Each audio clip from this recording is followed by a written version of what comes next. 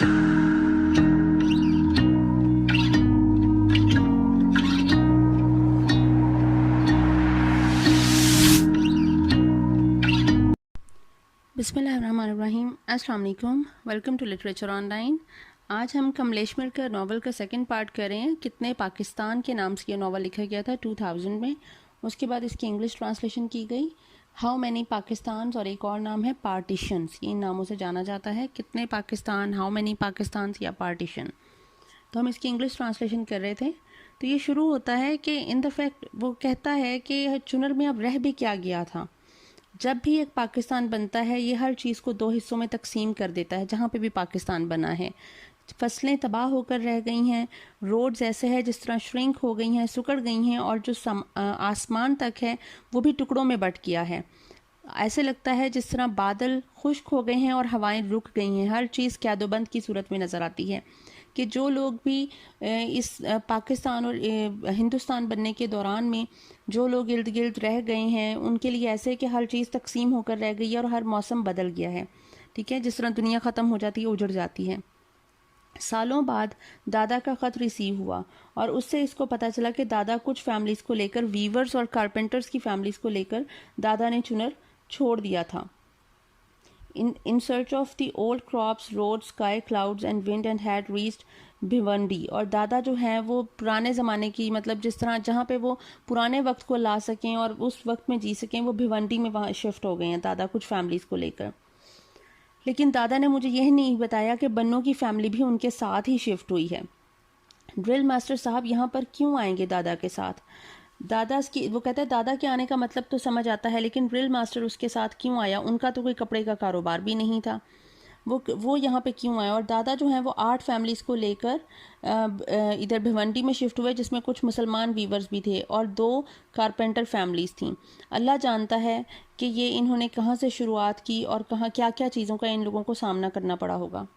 बन्नो, मुझे तुम्हारे आने का तब पता चला, दादा के साथ आने का तब पता चला जब दादा पूना मुझसे मिलने आए और उन्होंने बताया कि ड्रिल मास्टर साहब की फैमिली भी मेरे साथ ही यहाँ पर आई है।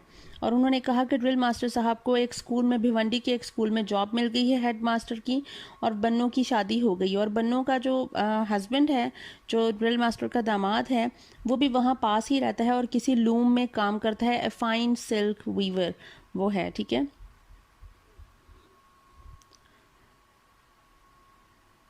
दादा ने मुझे नहीं बताया दादा ने कि तुम लोग भी उसी एक ही घर में रहते हो, कि दादा की फैमिली और ड्रिल मास्टर साहब की फैमिली एक ही घर में रहते हैं। दादा की फैमिली ऊपर वाले पोर्शन में रहती है और बन्नों की फैमिली ग्राउंड फ्लोर पे रहती है।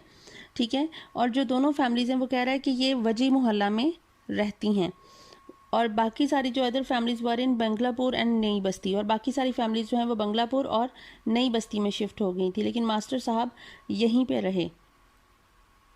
वो कहता है कि जब मुझे तुम्हारे वहाँ पे रहने का पता चला तो मेरे दिल पे कोई अजीब सी कंडीशन तारी होगी। मुझे समझ नहीं आई कि मैं क्या करूँ। मैं ज़्यादा परेशान हो गया कि तुम भी वहीं पे हो और हम इकट्ठे रह सकते थे। अब जिस तरह मेरे दादा की फैमिली और तुम्हारी फैमिली एक ही घर में रहती, हम इकट्ठे रह सकते थे, लेकिन हम इकट्ठे नहीं रह सकते क्योंकि मेरे दादा ने मुझे इंटेंशनली मना किया कि मैं वहाँ ना आऊँ, जिसकी वजह से ड्रिल मास्टर साहब को कहीं एम्बेरसमेंट या कुछ जिस तरह वो गिल्टी फील ना करें। ठीक है, तो दादाजी ने इसको वहाँ पे आने से मना कर दिया कि ड्रिल मास्टर साहब की इज्जत रखना और तुम वहाँ ना आना, तुम्हारा वहाँ आना नहीं बनता क्योंकि बन्नो वहाँ रहती है।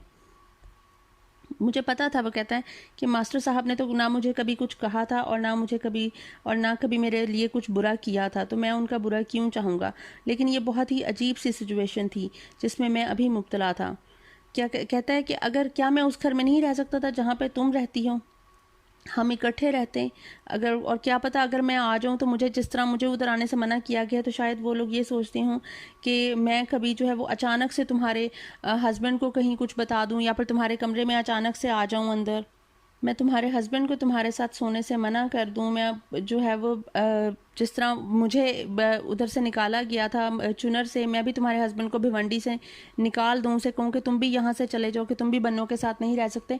कि मेरे दिल में अजीब अजीब से ख्यालात आ रहे थे जब से मुझे पता चला था कि तुम भी उसी घर में रहती हो जहाँ मेरे दादा रहते हैं।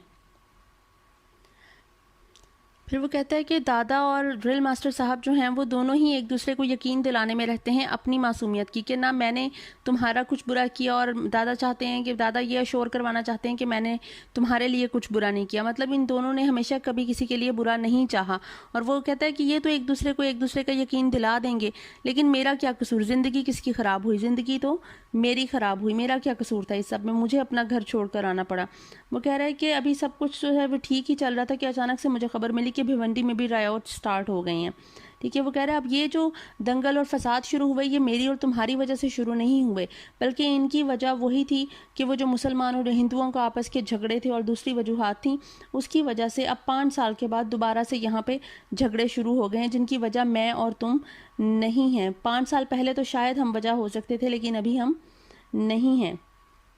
वो कह रहा है मुझे बहुत ज़्यादा परेशानी होगी कि तुम किस हालत में होगी अब, जब इतना ज़्यादा हालात वहाँ के ख़राब हो गए हैं तो वहाँ पे क्या होगा, और मुझे कुछ समझ नहीं आ रही थी कि मैं क्या करूँ। और what a state you were in when I did see you, वो कह रहा है कि जब मैंने तुम्हें देखा वो क्या हालात थी। The night was moonlit and Banno was naked, कि चांदनी रात थी and Banno was naked. When I reached Bhiwandi it had been almost a fortnight since the riots, वो रायोट्स शुरू होने के 15 दिन के बाद जो है अब भिवंडी पहुंचा है। ठीक है, black mounts here and there greeted the eye, हर तरफ काले रंग के टीले थे, चट्टानें थी। ठीक है, some houses then a charred मैदान and a cluster of houses beyond it another black मैदान, मतलब मैदान ही मैदान था, वहाँ पे ज़्यादा आबादी अभी नहीं थी और धुएं उठ रहे थे वहाँ पे जो मैदान है। No more smell of fire and cinders, और वहाँ पे अभी इतनी ज़्यादा धुएं की स्मेल भी नहीं थी। Ash has a peculiar smell of its own, the smell of burnt alkali and a pungent smell। वो कह रहा अब ये वो जो स्मेल उस वक्त उसे वो भिवंडी के एरिया में, क्योंकि रायोट स्टार्ट हो गए, लोगों ने एक दूसरे के घर जला दिए थे, उसकी वजह से क्या हुआ, सब तहस नहस हो गया, सब राख में बदल चुका था। और अभी हालांकि 15 दिन के बाद वहाँ पे कोई आग नहीं लगी हुई थी, लेकिन धुएं की और स्मोक की जो स्मेल है राख की वो अभी भी आ रही है। ये जब भिवंडी जाने के लिए जब ये बस स्टैंड पे खड़ा हुआ तो वहाँ पे कोई बस भी कहीं भी नहीं जा रही थी। हालांकि वहाँ पे अभी कोई खौफो हरास की सूरत हाल नहीं थी, कोई टेरर नहीं था, लेकिन फिर भी कहीं भी कोई बस नहीं जा रही थी, क्योंकि कहीं ना कहीं ये हालात जो हैं वो हो चुके थे और अभी लोग खौफो हरास में अपने घरों में बंद थे। अब जो कुछ इक्का दुक्का लोग वहाँ बस स्टैंड पे खड़े हैं और कुछ पुलिस वाले खड़े हैं जो जिप्सीज की तरह वहीं पे अपना कैंप सा बनाकर बैठे हुए हैं और अपना खाना शाना बना रहे हैं। अगर उनके पास उनकी राइफल्स ना पड़ी हों तो ये कोई कह ही नहीं सकता था कि ये लोग पुलिस वाले हैं।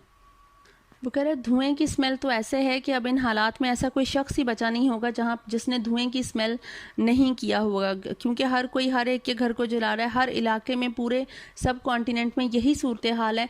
तो ये धुएं की स्मेल ऐसी है जिससे हर कोई वाकिफ है। ठीक है, a stranger kind of silence और a dull beat, deserted roads and an almost tangible emptiness, मतलब बहुत ज़्यादा खामोशी है, बहुत ज़्यादा अकेलापन है। अगर कोई इक्का दुक्का लोग नज़र आ भी जाते हैं सड़क पे चलते हुए तो वो आपकी तरफ देखते नहीं हैं, अगर वो आपको देखते भी हैं तो उसमें कोई वाकफियत नहीं होती है, बल्कि अनजानापन होता है, अजनबियत होती है उनकी देखने में।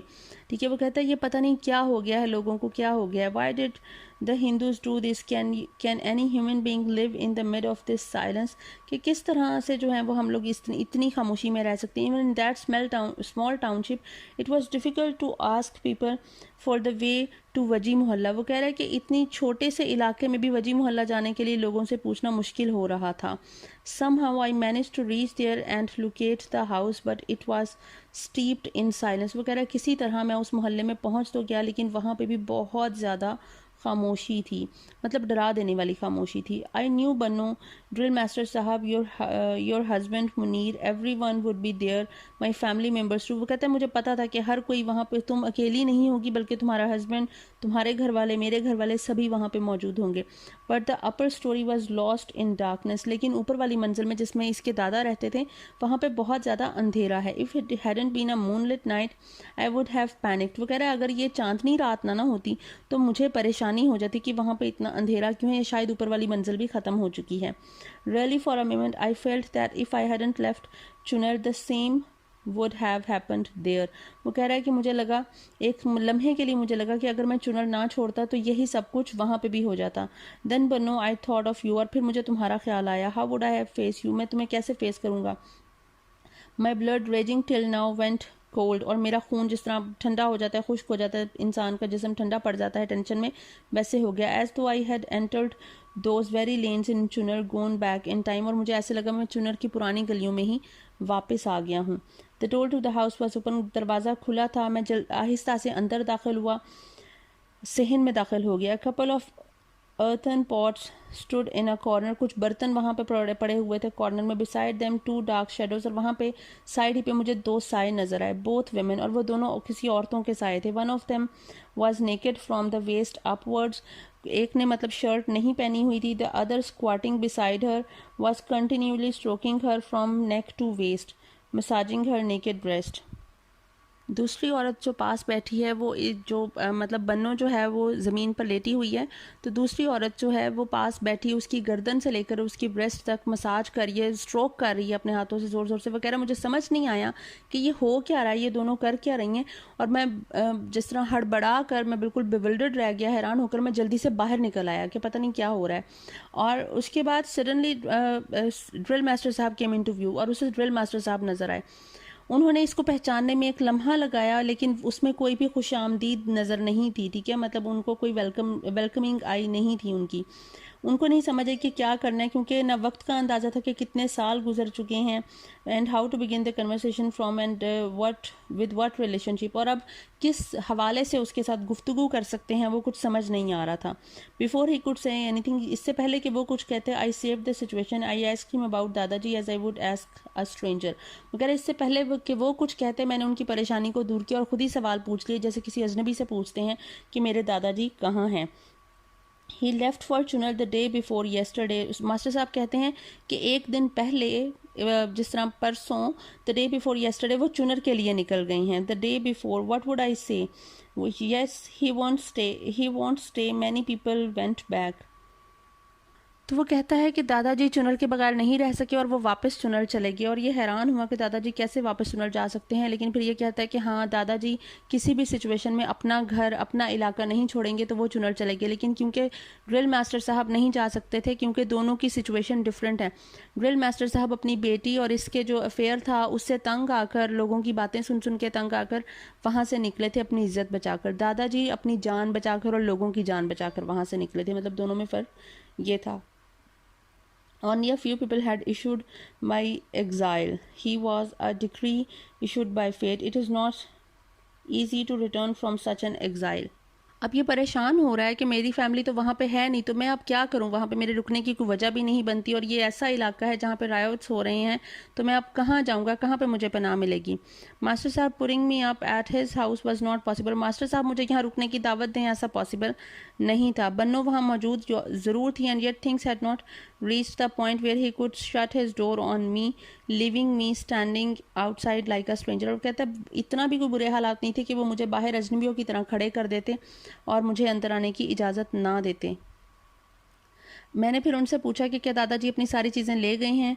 No, most of the stuff is here. तो आगे से वो कहता है कि काफ़ी ज़्यादा सामान अभी यहीं पे पड़ा है. हैव दे लॉक्ड अप, वो कह रहा है कि क्या उन्होंने ताला लगा दिया उस सामान को. वो कह रहा है कि yes but I have a spare key. उन्होंने वो लॉक तो करके गए हैं, लेकिन मेरे पास एक स्पेयर की मौजूद है.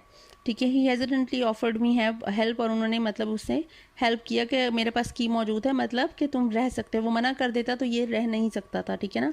आई only need to spend the night, I am leaving tomorrow evening anyway. वो कहता है कि मुझे सिर्फ ये रात गुजारनी है, कल शाम को मैं यहाँ से चला जाऊँगा. आई एलेबोरेटेड अननेसेसरीली. वो कह रहा है मैंने मतलब बिना ज़रूरत की इतनी एक्सप्लेनेशन दी, मतलब दिल में जोर था ना. तो he went inside and returned a moment later carrying a candle and a key and began walking up the stairs. वो अंदर गया, अंदर से एक कैंडल लेकर आया, की लेकर आया और आगे चलना शुरू कर दिया. Opening the door, he handed me the lock and asked, "Have you eaten?" वो उसको ताला पकड़ाता है ऊपर जाकर, और मतलब मास्टर साहब इसको ताला पकड़ाते हैं और पूछते हैं क्या तुमने कुछ खाया है. ये कहता है हाँ मैंने खाया है. एंड वेंट इनसाइड, और अंदर चला गया. वो कहते हैं अगर तुम्हें किसी चीज़ की ज़रूरत हो तो मुझे बता देना. मास्टर साहब इसे कहते हैं. फिर ये सोचता है कि बन्नों को कभी भी पता नहीं चलता कि मैं वहाँ पे मौजूद था, क्योंकि पता नहीं मास्टर साहब इस बात का, मेरे होने का वहाँ जिक्र करते या ना करते.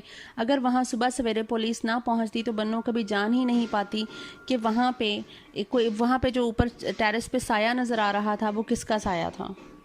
ये सहन में लेट किया है और वहाँ पे सारी रात करवटें लेते इसने गुजारी, और अपनी जो चारपाई है वो एक ऐसी जगह पे रखी है जहाँ से नीचे का सहन अच्छी तरह से नज़र आ सके, ताकि अगर बन्नों का साया नज़र आए या बन्नों चलती फिरती नज़र आए तो इसे नज़र आ जाए और पता चल जाए।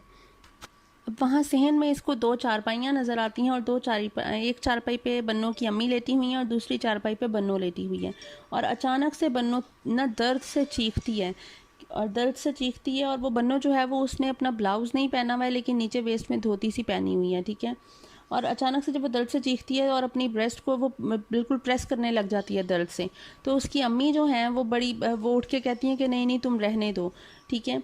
तो वो उसकी ब्रेस्ट को ज़ोर ज़ोर से प्रेस करती हैं, तो उसमें से जो मिल्क है उसके ड्रॉप्स जो हैं वो निकलना शुरू हो जाते हैं। अब ये सारा कुछ वो कहता है ये देखकर मैं हैरान रह गया, मैं हैरान भी था, परेशान भी था और पशेमान भी था कि ये मैंने क्या देख लिया, और सिचुएशन को समझ भी नहीं पा रहा कि ये क्या हो गया है।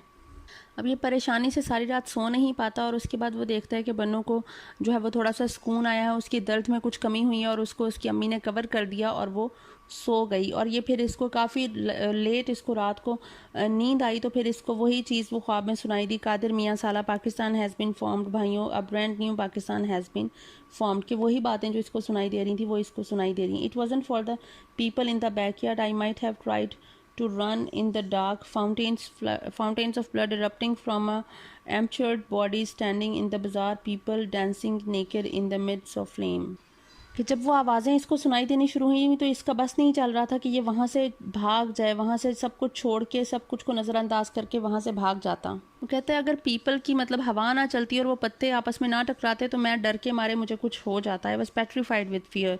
वो जो पत्तों की आवाज़ थी, the rustling of the leaf sounded like the clerk typing on his typewriter in the hospital office. ऐसे लग रहा था जैसे हॉस्पिटल ऑफिस में कोई क्लर्क टाइपराइटर पर लिख रहा है। यही एक फेमिलियर साउंड था मेरे लिए। Everything else was new, frightening of another world. और बाकी सब जो साउंड थे मेरे लिए वो बहुत ज़्यादा डरा देने वाले और खौफजदा और किसी और ही दुनिया की आवाज़ें थी और किसी और ही दुनिया के सीन चल रहे थे मेरे सामने। वो कह रहा है सुबह के वक्त मेरा सर जो है वो बहुत ज़्यादा भारी था, हम नींद तो पूरी नहीं आई थी और ऊपर से डर डर के रात गुजरी बेचारे की। My eyes were burning and my limbs were numb. बेचारे की ना टांगों में जान है, आंखों में जलन हो रही है। But I had to get up because the police had come. Master sahib came to wake me up, लेकिन मुझे जागना पड़ा क्योंकि पुलिस आ गई और मास्टर साहब को मुझे जगाने आना पड़ा। He seemed scared, he said the police is asking for you. वो कहते हैं कि मास्टर साहब डरे हुए थे, सहमे हुए थे। वो कहते हैं कि पुलिस तुम्हारे बारे में पूछ रही है। और मैंने पूछा Y? All outsiders are under surveillance. They asked us who came at night, where did he come from and why did he come। वो कह रहा है कि हर एक पे नज़र रखी जा रही है, जो बाहर से आते हैं, जो आउटसाइडर्स हैं, उन पे नज़र रखी जाती है, उन पे सर्वेलेंस होती है। वो पूछ रहे हैं कि तुम कौन हो और कहाँ से आए हो और क्यों आई हो। I began to burn with anger. वो कहते हैं मुझे तो गुस्सा आ गया। Tell me when I was made to leave my home in the dead of the night had anyone come to us. वो कह रहा है जब मुझे रात के वक्त अपने ही घर को छोड़कर, अपने ही गाँव को छोड़कर जाना पड़ा था, तब तो कोई पूछने नहीं आया कि भाई कहाँ जा रहे हो, क्यों जा रहे हो, क्या वजह हुई। अब जब मैं आया हूँ तो लोग पूछने आ गए हैं कि मैं क्यों आया हूँ और कहाँ से आया हूँ और मैं कौन हूँ। अंडरस्टैंडिंग और trying to understand not to whole man but only an incident part of him is what Pakistan is Banno. ठीक है। When the police woke me up that morning and took me to the police station, I understood that you and I, both of us, are trapped in this Pakistan together, but with what a painful togetherness। वो कह रहा है जब police मुझे जगाने आई तो मुझे पता तो चल गया कि इस पाकिस्तान में हम दोनों साथ तो हैं, लेकिन ये कितनी पेनफुल टुगेदरनेस है कि हम इकट्ठे भी हैं तो कितने दूर हैं और कितने दर्द में हैं। I was subjected to a long cross examination at the police station. और पुलिस स्टेशन पे मुझसे क्रॉस एग्जामिनेशन किया गया, मतलब सवाल पूछे गए, मैं यहाँ पे क्यों आया हूँ। मैंने what could I tell them, why does a man go somewhere. मैं उन्हें क्या बताता कि इंसान कहाँ पे कहीं पे क्यों जाता है। पुलिस ने मुझे made me no end of trouble if master sahib had not come there himself. अगर मास्टर साहब वहाँ ना आते तो पुलिस मुझे मतलब इतनी ट्रबल ना देती। He was the one who gave them all the details. उन्होंने उसे मास्टर साहब ने उनको पुलिस को पूरी details they the. At that point his being a Muslim proved useful. और वहाँ पे उसका एक मुसलमान होना बहुत ज़्यादा यूजफुल साबित हुआ मास्टर साहब का। A Muslim vouching for a Hindu's innocence was solid evidence. क्योंकि अगर एक मुसलमान एक हिंदू का प्रूफ दे रहा है, उसकी इनोसेंस का, उसकी मासूमियत का दावा कर रहा है, तो ये एक बहुत बड़ी बात थी। But I wondered, was master sahib sahib not repeating the mistake he had made when he began working on the baratrinama वगैरह, लेकिन मुझे ऐसे लगा कि क्या मास्टर साहब वही गलती दोबारा नहीं कर रहे जो उन्होंने बरातरीनामा लिखने के वक्त की थी। Answering question in the police station was simple as well as tricky वगैरह। वो जो सवाल जवाब का दौरानिया था मेरा वो सिंपल भी था लेकिन काफ़ी ट्रिकी भी था कि बड़ा सोच समझ के सवाल का जवाब देना पड़ता है। Finally we got out of there, walked across and sat on a pile of logs. Finally हम वहाँ से बाहर निकले और लकड़ियों पर जाकर बैठ गए। ठीक है, master sahib wanted me to regain my composure, वो मुझे थोड़ा सा नॉर्मल होने के लिए टाइम दे रहे थे। आई वाज लुकिंग डेथली पेल और मैं बिल्कुल जल्द पड़ चुका था। 2 or 3 other people were sitting nearby, 2-3 लोग कुछ और भी वहाँ पे बैठते थे। They too had probably come for someone's bail or inquiry, और ऐसा लगता था कि शायद वो लोग भी किसी को छुड़वाने बेल वगैरह के लिए या किसी की इंक्वायरी के लिए वहाँ पर मौजूद हैं। उनके लंबे लंबे फेसेस से और सैड एक्सप्रेशन से हर जगह पे वहाँ पे there was fear in the maulana, जो मौलाना की आंखें थी उसमें एक डर था, एक खौफ था। He was saying to the others the prophet says that the trumpet will be blown thrice at the first sound people will panic. वो जो मौलाना है वो जिस तरह क़यामत की निशानदेही द डे ऑफ जजमेंट की वो निशानदेही कर रहे होते हैं कि जब ये ट्रम्पेट बजेगा, शोर की आवाज़ फूंकी जाएगी, तो वहाँ पे ये 3 दफ़ा फूंकी जाएगी। जो पहला साउंड होगा पीपल विल पैनिक, उसमें लोग परेशान हो जाएंगे। At the second sound everyone will die, और सेकंड जो साउंड उसका ट्रम्पेट बजेगा उसमें हर कोई मर जाएगा। And at the third the dead will rise and assemble before God, और जब तीसरी दफ़ा जब ट्रम्पेट बजेगा तो सब लोग दोबारा से उठा दिए जाएंगे, मतलब मरे हुए लोगों को ज़िंदगी दे दी जाएगी और वो खुदा के सामने हाजिर होंगे। ठीक है, जो क़यामत का दिन होगा। दिस विल कम टू पैस, this is the first sound of the trumpet. वो कह रहा है ये वक्त गुजर जाएगा क्योंकि ये पहला साउंड है। ठीक है, क्योंकि लोग डर गए हैं, खौफजदा हो गए। Are you still writing the baratrinama? वो फिर अब इससे मास्टर साहब से पूछता है कि आप अभी भी बरातरीनामा लिख रहे हैं? वो कहता है यस, मैं लिख रहा हूँ। My soul is wandering, let us rest here tonight. वो कह रहा है कि मैं यहाँ पर हम आज रुकते हैं। मास्टर साहब was looking at the tiny yellow flowers growing on the grass. वो छोटे छोटे जो फूल हैं पीले रंग के जो ग्रास पे उगे हुए उनको देख रहा है। Lining the deserted terrace as he recited these lines, और वो ये लाइनें बोलता है। Talk through the night and dawn will come sooner. वो कह रहा है अगर हम सारी रात बैठ के बातें करें तो सुबह जल्दी हो जाएगी। अब ये मास्टर साहब से पूछता है कि पिछली रात जो है वो कौन था वहाँ पे, तो बदरू, वो मास्टर साहब बताते हैं कि हाँ बदरू था वहाँ पे। ठीक है, वो वो अपना जहनी तवाज़न खो चुका है। He has lost his mind, क्योंकि उसकी 40 लूम्स थी जो, ठीक है, और उसकी 40 लूम्स को आग लग गई जब ये रायट स्टार्ट हुए, और अब वो वहाँ पे बिल्कुल ही ख़त्म होकर रह गया। वो अपना बिल्कुल पागल हो गया, अब नॉर्मल हो गया है। ठीक है, और वो सारी रात रोता है, चीखता है और गालियाँ देता रहता है, मतलब पाकिस्तान को गालियाँ देता है, लोगों को गालियाँ देता रहता है। वो जो कहता है साला पाकिस्तान हैज़ बिन फॉर्म्ड, वो वाली जो आवाज़ें आ रही थी वो बदरू मियाँ की थी। ठीक है, फिर ये मास्टर साहब से हेजिटेंटली पूछता है हिचकिचाते हुए कि रात को घर पे क्या हो रहा था। तो मास्टर साहब उसकी बात को समझ जाते हैं कि ये किस बारे में बात कर रहा है। वो कहता है कि हाँ बन्नों की तबीयत ठीक नहीं है, उसका 3 दिन पहले उसने बेबी डिलीवर किया था। वो डॉक्टर सारंग के पास हॉस्पिटल में मैटरनिटी होम में थी। वहाँ पे 9 और मतलब बन्नों को मिला के 9 औरतें उस वक्त वहाँ पे मैटरनिटी होम में थीं जिनके बेबी डिलीवर्स हुए। ठीक है, जब रायोट स्टार्ट हुए तो उन्होंने हॉस्पिटल्स को आग लगा दी और उनके जो दरवाजे हैं हॉस्पिटल के उनको ब्लॉक कर दिया। तो उन्होंने, अब लोगों ने कहा कि ये जो माएँ हैं इनको जान अगर अपनी बचानी है तो 2nd फ्लोर से इनको जंप करना था नीचे। तो कुछ औरतों ने जंप किए और बाद में उनके बच्चे उनकी तरफ फेंके गए। ठीक है, इस फेंकने के दौरान 5 बच्चों की डेथ हो गई और 2 माओं की डेथ हो गई। तो 2 माओं की डेथ हुई, जो बाकी बची 7 औरतें। उन 7 औरतों में से एक ये बन्नो भी थी जिसको अगली सुबह ये अपने घर ले आए हैं वापस। लेकिन जो 5 बच्चों की डेथ हुई वो ऊपर से नीचे फेंकने में माओं के पास, उसमें एक बन्नो का बच्चा भी था जिसकी डेथ हो गई। अब क्योंकि बेबी को जब बेबी डिलीवर होता है तो ऑब्वियसली फीड आता है ब्रेस्ट में। ठीक है, अब जब बेबी फीड नहीं करता तो वो जो बंदी है उसको बुखार हो जाता है, उसकी तबीयत ख़राब हो जाती है और बहुत बहुत बहुत स्वेयर किस्म की पेन स्टार्ट हो जाती है। वो निकालना, वो जो वो सक कर रही थी उसकी जो माँ उसकी ब्रेस्ट से, वो ठीक है वो निकाल रही थी, वो सारा कुछ ये मतलब पंप करना पड़ता है। और ये अभी तो इसके बहुत सारे तरीके हैं, तो उसकी माँ वो पुराने तरीके से कर रही थी, तो वो पेन थी जिसकी वजह से उसकी हालत ख़राब थी, क्योंकि वो बेबी उसका फीड कर नहीं सकता है और वो फीड वहाँ पे है तो वो उसको पेन दे रहा है और उसकी तबीयत ख़राब है। उसके बाद ये दोनों खामोश होकर बैठ गए। The birds were plucking the yellow flowers and flying around. जो परिंदे हैं वो वहाँ से येलो फ्लावर्स को प्लग कर रहे थे और इर्द गिर्द उड़ रहे थे. Looking for an excuse to get up I said I think I leave for Poona this afternoon. वो कहता है कि फिर मैं थोड़ा सा बहाने से उठता हूँ कि मैं पूना के लिए आज ही दोपहर को निकल जाऊँगा. इफ़ पॉसिबल गो टू चुनर सी योर दादा. मास्टर साहब कहते हैं अगर पॉसिबल है तो चुनर चले जाओ, अपने दादा से मिल लो. Why has anything happen to him. वो कहता है क्या हुआ, क्या दादा ठीक है, कुछ हो तो नहीं गया उन्हें. वो कहते हैं हिज आर्म वाज, उसका आर्म जो है वो कट ऑफ हो गया था. The rioters came to the house. If it weren't for him we probably won't have survived. वो कह रहे रायोटर्स घर आ गए थे और अगर वो वहाँ पे दादाजी मौजूद ना होते तो हम लोग कोई भी यहाँ से बच नहीं सकता था. The attack was directed at us. Attack क्योंकि हमारे ऊपर था. He came down to intervene और वो हमें बचाने के लिए बीच में कूद पड़े. He was attacked और उन पे अटैक हो गया. He left his left arm was cut off और उनके जो लेफ्ट आर्म था उसको काट दिया गया. It fell to the ground और वो ज़मीन पर गिर गया. And yet his courage he picked up his own severed limb and continued fighting. कि वो इतने ज़्यादा करेजियस थे, उसके दादा इतने ज़्यादा ब्रेव थे कि उन्होंने अपना वो जो कटा हुआ हाथ था उसको खुद ही उठाया, उस बाजू को, और दोबारा से लड़ना शुरू कर दिया. A torrent of blood flowing from him. और उनके एक जो खून की जिस तरह बौछार निकल रही होती बौछार, वैसे ही उनका खून जो है वो वहाँ से फ्लो कर रहा था.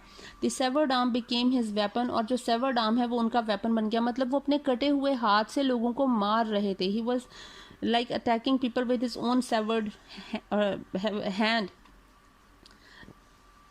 रायोटर्स ने इनके ऊपर बॉम्ब फेंके और वो वहाँ से चले गए. Shreds of his blown up arm ले स्कैटर्ड अराउंड हिम. और उनका जो बाजू था उसके जो टुकड़े हैं वो वहाँ पे गिरे हुए मिले. When we went to him he had lost consciousness. और जब हम उनके पास पहुँचे क्योंकि ब्लड बहुत ज़्यादा उनका ज़ाया हो चुका था तो वो अनकॉन्शियस हो चुके थे. One hand still clenched the other savoured wrist. और एक हाथ ने दूसरे हाथ को बड़ी मजबूती से पकड़ा हुआ था. 1000 थैंक्स टू द ऑलमाइटी. वो कहता है खुदा का बहुत शुक्र अदा करता हूँ. We took him to the then hospital. He return after 8 days. के हम उन्हें हॉस्पिटल लेके गए. 8 दिन के बाद वो घर आ गए. The very next day he left for चुनर. और अगले ही दिन वो चुनर वापस चले गए. वो कह रहे हैं उनका बाजू अब कैसा था. वो कह रहे हैं वो ठीक थे. He could walk around. वो चल सकते हैं. He showed us he won't dress regularly at Chunar hospital. वो कह रहा है कि उन्होंने हमें यकीन दिलाया था कि वो चुनर हॉस्पिटल में जाके अपने इस ज़ख्म की रेगुलरली ड्रेसिंग करवाते रहेंगे. या खुदाया have mercy. It's all help if you went and saw him. वो कह रहे हैं ये अच्छा होगा कि इट विल हेल्प हिम, कि वो उसके लिए अच्छा होगा दादा के लिए अगर तुम उनसे जाके मिल लोगे. कह रहे उसके बाद मैं कमरे में चला गया और मास्टर साहब भी चले गए और कुछ आवाज़ें आनी शुरू हो गई. उसमें अम्मी की आवाज़ थी, बन्नों की आवाज़ थी, बन्नों के हस्बैंड मुनीर की आवाज़ थी. और मुनीर कह रहा था कि हम यहाँ पे अब क्यों रह रहे हैं, हमारे यहाँ पे रहने का अब मकसद ही क्या है. तो बन्नों कहती है कि जब तक हम उस मिट्टी से जहाँ पे हमने अपने बच्चे की जान खोई है, मतलब हॉस्पिटल के पास है जहाँ पे उसका बच्चा जो है वो फेंका गया और उसकी डेथ हो गई, जब तक हम उसकी जान जहाँ पे खोई है हम वहाँ से अपने बच्चे की बॉडी नहीं ले आते, तब तक हम यहाँ से नहीं जाएंगे. जब हम एक दफ़ा ये कर लेंगे तो फिर जहाँ तुम कहोगे हम वहाँ चले जाएंगे. I peeped below. Munir's thin very frame was shaking with anger. और वो कहता है कि मुझे साफ नज़र आ रहा था कि मुनीर जो है वो पतला सा कोई इंसान होगा, वो गुस्से में बिल्कुल कांप रहा था और बहुत ज़्यादा गुस्से में था. He scream take your child from here then from home ever you like. वो कहता है कि ठीक है अपना बच्चा फिर जहाँ मर्जी से ले लो तुम. और ये खड़ा बिल्कुल शॉक्ड रह गया कि क्या मुनीर ने मेरी तरफ इशारा किया है, कि मुझे रेफरेंस किया है. बनो भी उतने ही गुस्से में बोलती है कि how can you expect a child from you, कि मैं तुमसे एक बच्चे की तवक्को भी कैसे कर सकती हूँ, क्योंकि तुमने तो खून बेच कर शराब पी है, तो तुम बच्चा मुझे कहाँ से दोगे. वो बन्नों के मुंह पे थप्पड़ मारता है, वो उसे मारता है और वो बन्नो जो है वो अंदर चली जाती है और चीखती चिल्लाती है कि क्या मुझे नहीं पता कि जब ये बॉम्बे जाता था तो ये अपना ब्लड सेल करता था. Then lies trembling on the bed all night. और फिर सारी रात जो है वो कांपता हुआ जो है वो बेड पर लेटा रहता था. लाइक उसे वीकनेस हो जाती होगी ना, ठीक है, जूस नहीं पीता होगा. What was this I was hearing Banno. Another Pakistan was howling within you too. वो कह रहा है कि तुम्हारे अंदर भी एक जो नया पाकिस्तान बना है उसकी ये जो सारी गरज है, ये जो सारी परेशानी है वो तुम्हारे अंदर भी उतरी हुई है, मतलब तुम भी खुश नहीं हो. Aren't all of us breathing under the burdens of our own individual Pakistan, कि हम अपने ही अंदर एक अलग अलग पाकिस्तान बने हुए. जिस तरह पाकिस्तान बन तो गया है लेकिन वो बहुत ही ज़्यादा अजीब व गरीब सूरत हाल है, जल रहा है, ठीक है, तहस नहस हो रहा है, बर्बादी हो रही है. तो हम सब के अंदर भी कहीं ना कहीं बर्बादी हो रही है, ठीक है, डिस्ट्रक्शन है. Partial incomplete cut into pieces. हम सभी पार्शली मेड हैं, इनकम्प्लीट हैं और कट इनटू पीसेस, टुकड़ों में बटे हुए हैं. It was so dark that night, वो कह रहा है उस रात बहुत ज़्यादा अंधेरा. The night I left Bhiwandi in the same manner that I had once left Chunar, कि जिस रात मैंने भिवंडी को छोड़ा वो वैसी ही रात थी जिस रात मैंने चुनर को छोड़ा था. A taxi was going to Thane from the bus stand, taxi जा रही थी थेन बस स्टैंड से. आई टुक अ सीट, मैंने वहाँ पे टैक्सी में सीट ले ली. Till we were clear of the township चार्ट मैदान could be seen intermittently.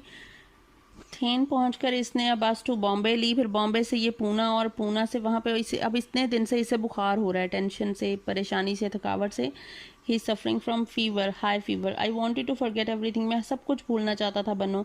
Wanted to curl up within myself. How unsightly in this journey called life, where a man cut into pieces, bloody all over, has to keep going on. वो कह रहा है ये क्या ज़िंदगी है कि हम सब खून से लुथरे हुए और टुकड़ों में बटे हुए हैं, लेकिन फिर भी हम लोगों को जीना पड़ रहा है, हम ज़िंदगी जिए जा रहे हैं. वो कहते हैं ना, कटी है उम्र नहीं गुजारी है ज़िंदगी, कि उम्र कट रही है, ज़िंदगी गुजर रही है, लेकिन ज़िंदगी कम गुजर रही है, हम साथ ज़्यादा गुजारे जा रहे हैं. नहीं गुजारी है ज़िंदगी, जी नहीं है ज़िंदगी, कट गई है बस उम्र. And in this lonely journey if one hears a voice saying anyone else, nobody can begin to understand what one can go through, not even you बनो. 4-5 माह गुजर गए हैं. 4 or 5 months had passed. दादाजी ने इसे letter लिखा, had returned the letter saying he had returned to Bhiwandi, कि दादाजी वापस भिवंडी चले गए हैं. सिंधी और मरवारीज with their larger shares in the market did not leave much scope for their traders. मतलब अब दादाजी के कारोबार यहाँ पे नहीं ज़्यादा चल सका. Some looms had to be shut down as well, कुछ लूमों को भी बंद होना पड़ा. The loss of an arm had destabilized the balance of his body, और क्योंकि एक जो बाजू नहीं रहा तो उनकी बॉडी का जो बैलेंस है वो भी थोड़ा सा बिगड़ गया. He had even jokingly mentioned that people were beginning to call him टोंटा, कि लोगों ने उन्हें टोंटा बुलाना शुरू कर दिया है. The only other piece of information he gave was that Munir had gone to Bombay and had taken बन्नो with him.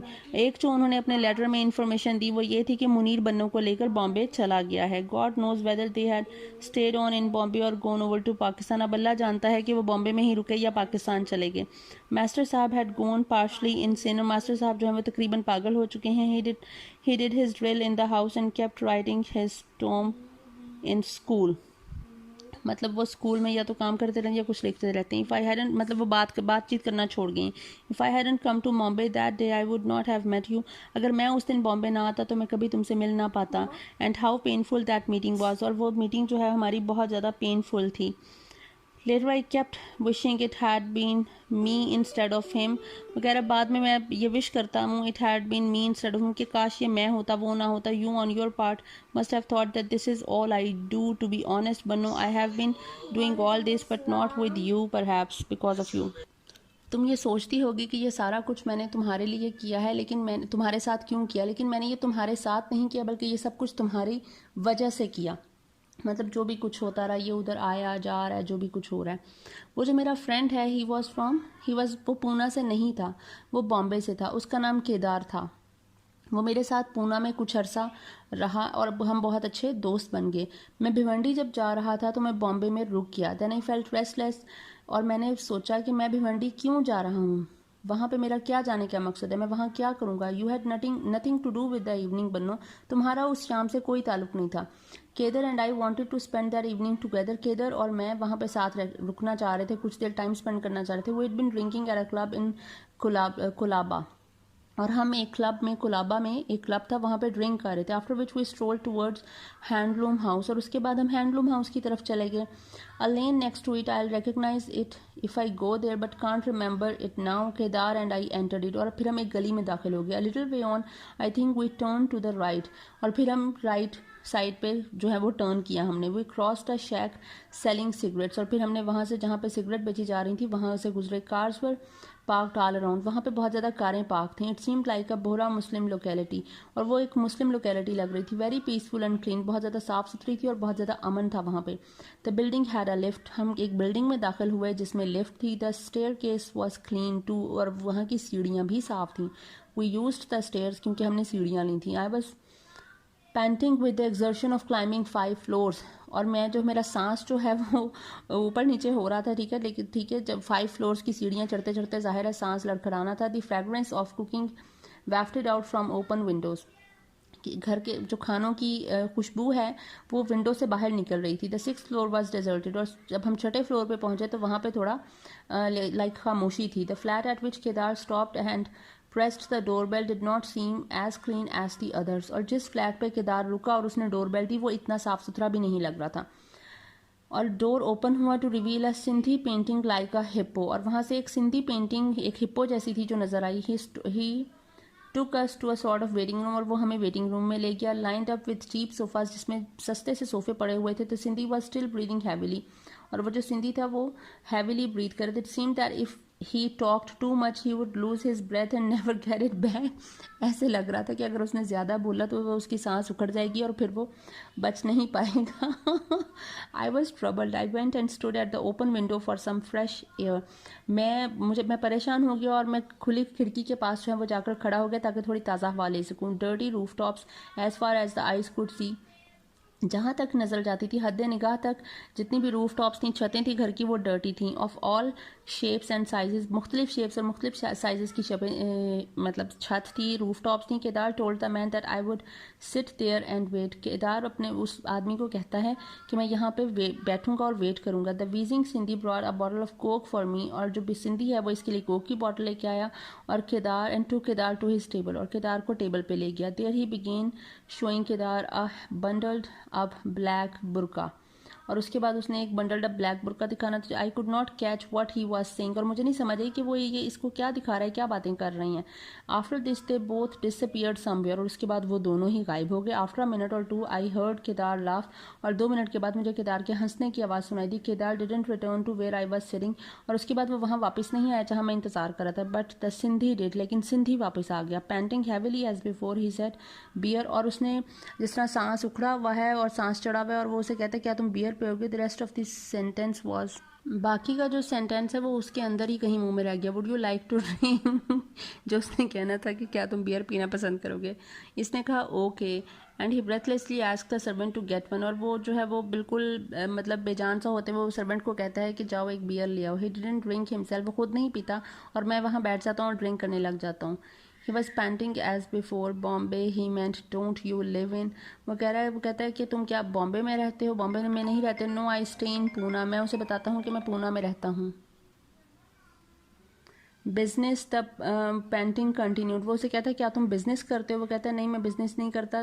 No some personal work, I am going to Bhiwandi. वो कह रहा है कि मैं बिजनेस के सिलसिले में नहीं बल्कि पर्सनली भिवंडी जा रहा हूँ। After that he sat there panting till Kedar came and stood before us, वो वहाँ पे ऐसे ही उसकी वो सांस उखड़ रही है और केदार आ गया और उनके सामने खड़ा हो गया। ये उसको देखता है। The Sindhi got up in confusion, Sindhi confusion में खड़ा हो जाता है। आई टू वॉज फीलिंग कन्फ्यूज, वो कहता है मैं भी कन्फ्यूज हो गया कि ये क्या हो रहा है। केदार को वहाँ पे देखिए अब ये दोनों जो है वो परेशानी से खड़े होंगे, क्या हो गया। तो 3 of us came out to the big central hall, और हम तीनों जो हैं वो एक सेंट्रल हॉल में जाके खड़े हो जाते हैं। केदार वहाँ पे मेरी बियर के पैसे दे रहा है जब एक साइड का दरवाज़ा खुलता है और एक औरत का हाथ वहाँ से निकलता है जो केदार को उसकी कोम्ब और कीज़ देती है। और उसके बाद वो seeing me there next to the panting Sindhi, और मुझे वहाँ पे किसी वो सिंधी के साथ खड़ा हुआ देख के एक औरत पूछती है anyone else. Oh my God, she was Banno. और मैं मतलब आवाज़ पहचानते ही I turn to look hand on the door frame, और मैं उस हाथ को देखता हूँ in a blouse and petticoat. You stood there, और तुम वहाँ पे खड़ी हो। बनो आस्किंग एनीवन एल्स, के बनो तुम पूछ रही थी क्या कोई और है। Yes someone, there was someone else, हाँ वहाँ पे कोई था, कोई मौजूद था वहाँ। After a blind trembling moment you recognised me and a twisted smile came to your lips. और एक ब्लाइंड ट्रेम्बलिंग मोमेंट के बाद तुम मुझे रिकग्नाइज कर लेती, मतलब उसकी तो जान निकल गई होगी। And a twisted smile came to, और तुम्हारी चेहरे पे मुस्कुराहट आती है। A smile steeped in poison, ऐसे जैसे जहर भरी हो। और was it a smile of absolute rejection, या फिर ये एक ऐसी स्माइल थी जिसमें एब्सोल्यूट रिजेक्शन थी मेरे लिए। और was it just a smile, I don't know, या फिर सिर्फ ये स्माइल ही थी कि तुम इस तरह की हो गई थी। Who were you taking revenge on बनो, मी, योर सेल्फ, मुनीर और पाकिस्तान। तुम किससे बदला ले रही थी, खुद से बदला ले रही थी, मुझसे बदला ले रही थी, मुनीर से बदला ले रही थी, या पाकिस्तान से बदला ले रही थी। I descended the stairs with Kedar behind me, और मैं सीढ़ियाँ उतर के केदार के साथ नीचे आ गया। I had a sudden impulse to climb back up the stairs and ask you, और मुझे पता नहीं अचानक से मुझे क्या हुआ कि मुझे तुम्हारे पास जाकर पूछना चाहिए बनो, वाज दिस इनएविटेबल, क्या यही होना था। Was it fated to be like this for me, क्या क्या ऐसे ही होना था हमारे साथ? क्या हमारी किस्मत में यही लिखा था? Now from which other place can I flee? अब मैं इसके अलावा मैं किस जगह से भाग सकता हूँ? मतलब जहाँ जाता है वो वहाँ पे मौजूद होती है और फिर इसको जुदाई उससे बर्दाश्त करनी पड़ती है। Where can I run to escape from Pakistan? ऐसी कौन सी जगह पे है जहाँ मैं पाकिस्तान से एस्केप कर सकता हूँ? Is there any place where there is no Pakistan? क्या दुनिया में कोई ऐसी जगह है जहाँ पाकिस्तान नहीं है? Where I can become whole again? कहाँ मैं कंप्लीट दोबारा से हो सकता हूँ, मुकम्मल हो सकता हूँ? And live with all my emotion and desires intact? जहाँ पे मेरे सारे जज्बात, मेरी सारी ख्वाहिशात जो हैं वो इंटैक्ट रहें, ठीक है। But no every place is a Pakistan that wounds you and me defeats us. वो कह रहा है हर वो जगह जहाँ पे तुम्हें और मुझे ज़ख्म मिले, हमें हार मिली, वो जगह पाकिस्तान है। It still hasn't stopped beating and humiliating us. अभी तक इसने हमें तकलीफ़ देना, मारना और बेइज्जत करना नहीं छोड़ा है। मतलब पाकिस्तान उनके लिए एक जगह का नाम नहीं बल्कि एक नामुकम्मल किसी चीज़ का नाम है, कि जब उनकी ज़ात नामुकम्मल है तो ये भी पाकिस्तान है। ये